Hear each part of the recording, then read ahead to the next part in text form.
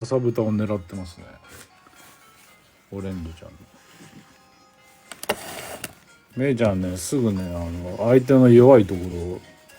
ろよくキキョウちゃんが腫瘍の治療してた時もね、噛みついてまして、なんかこうめいちゃんは長州小力を彷彿とさせる、なんていうか敵の弱いところをついてくるみたいなね、そういう男ですから、まだ血だらけにならんようにオレンジちゃんがしたいところですが、まあそういうメイちゃんもね、お腹の腫瘍があったんですけど、思いっきりキキョウちゃんに食いちぎられてましたけどね。